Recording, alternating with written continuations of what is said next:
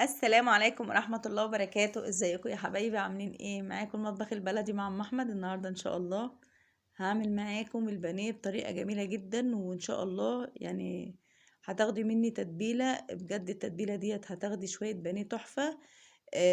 طبعا مش هيبقى فيهم اي زفارة. الطريقة والتتبيلة نفسها بجد بجد جميلة. أول حاجة نسمي الله ونصلي على الرسول عليه أفضل الصلاة والسلام، ونعمل اشتراك ونعمل لايك. المقادير بتاعتنا عبارة عن ايه؟ معايا نص كيلو من البانيه. معايا البهارات بتاعتي كركم وسبع بهارات، وبهارات بصل بودر وثوم بودر فلفل اسمر حبهان مطحون بابريكا. ومعايا مرق الدجاج، معايا معلقة كبيرة من الخل، معايا نص كوباية من الحليب، ولو عندك زبادي ممكن تحطي زبداية، عندك لبن رايب تحطي برضو نص كوباية. معايا طبعا الطماطم بتاعتي ضربها في الخلاط ومصفياها، يعني طماطمية واحدة ضربها في الخلاط كده، خدت المية بتاعتها وصفتها. معايا هنا معايا بصلاية بشرتها برضو وصفيت المية اللي فيها. طبعا كده يبقى انا كده حطيت زي كوباية من المية، كوباية من الطماطم المبشورة ومتصفية، والبصلة المبشورة ومتصفية. حطيت واحدة مرق الدجاج، حطيت هنا ربع كوباية اللبن، حطيت الملح. وهنا طبعا البهارات بتاعتي الكركم والبابريكا والسبع بهارات. تشكيل البهارات بقى بس زود عليها معلقة، طبعا معلقة صغيرة مليانة من البصل البودر والثوم البودر. وطبعا الحبهان المطحون، انا حبهان وطحناه. طبعا كل التوابل ديت في الخلطة بتاعتنا الجميلة ديت هتاخدي نكهة تحفة وريحة جميلة. طبعا يستحسن لو انت حبيتي تعملي البانيه بالطريقة دي، ممكن تعمليه كده وتبتدي تشويه، ممكن تقليه. انا حبيت اقولك على التتبيلة نفسها هتنفعك في كل الخطوات. يعني ممكن تعملي كده وتعمليه من بالليل وتصبحي تشوي البانيه، ممكن تعملي كده وتصبحي تقلي البانيه. لو عملتي كده التتبيلة دي من بالليل وسبتي فيها البانيه بتشربه وبيبقى طعمها تحفة جدا. احنا كده حطينا البانيه بتاعنا، البانيه بيكون بتاخدي البانيه وتغسليه طبعا، تشطفيه الاول تحت الحنفيه بميه، وهنبتدي نغسله بقى بالخل والليمون، ونعصر عليه او نعصر عليه ليمون ونغسله بدقيق. نطلع كل الزفاره اللي في البانيه بتاعك، وبعد كده تشطفيه وتحطيه في مصفى. طبعا انا هنا نسيت احط الليمون، حطيت نص ليمونه. الليمونه بتديله طعم جميل قوي، بتدي طعم الشوي. الليمون مع التحمير او الشوي بتاع البانيه بتلاقي طعمه جميل. طبعا انا حطيت كده نص ليمونة، وده كنت عاملاه من الصبح بدري على اخر النهار كده. شرب من التتبيلة بتاعته. فضيت بقى كده بقيت شوية زي ما كان فيه زي معلقة كده من الحليب، فضيتها. ومعايا هنا بيضة.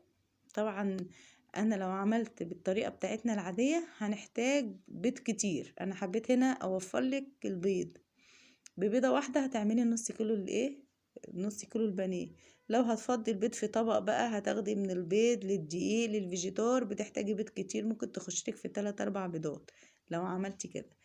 انا طبعا حطيت لك بيضة واحدة. البولة بتاعتي التانية صغيرة فكبرت البولة شوية.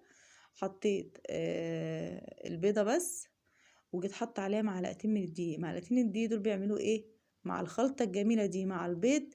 ومعلقتين الدقيق بيخلوا البانيه بتاعي بياخد من الخلطة الجميلة ديت ويشرب منها. بصوا بيخليه كده يعني ايه، يعني يشرب من التتبيلة كويس وياخد كفر من هنا يعني كتير.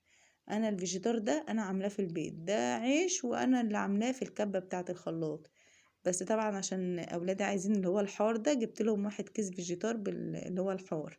وده انا برضو عيش ونشفته وضربته في الكبة بتاعة الخلاط ونخلته وبهرته، حطيت عليه كاري وكركم وبابريكا، وكسرت عليه مرق الدجاج وحطيت عليه ملح وشطة. يعني انا مظبطاه، انا عاملاه في البيت بطريقة جميلة جدا برضو. بس بسم الله ما شاء الله بيوفر معاكي. ادي الكيس اللي انا جايباه من بره ما بيعملش اي حاجة وما بيدبرش معاكي، بس انا جبته عشان خاطر يعني في طالب الفيجيتار بتاع بره. وطبعا عشان تعملي البانيه بتاعك وتجيبي فيجيتار، شوفي هتجيبي كام كيس. انا دولت كانوا عندي زي 3 ترغيفة او 4 ترغيفة من العيش الفينو.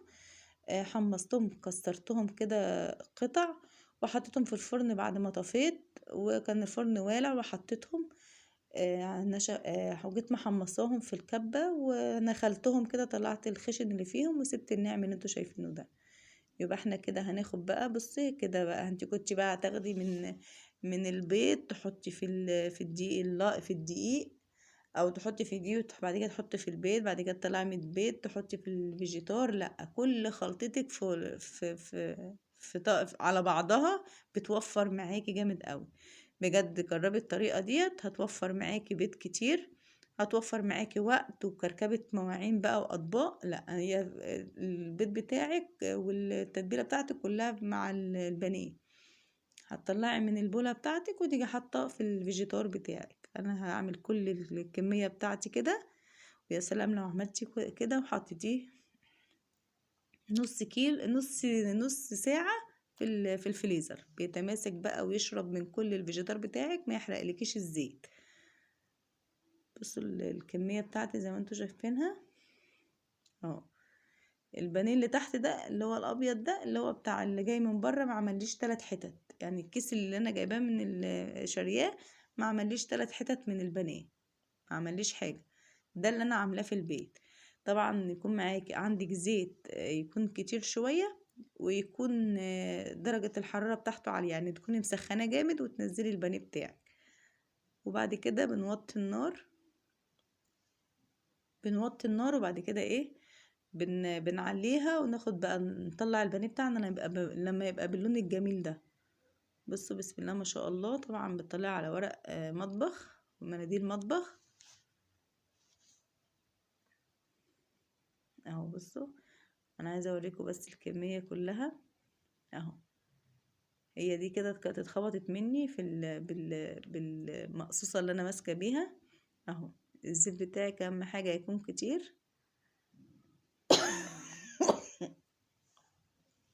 معلش عندي برد بس. ادي البانيه بتاعي، بصوا بسم الله ما شاء الله.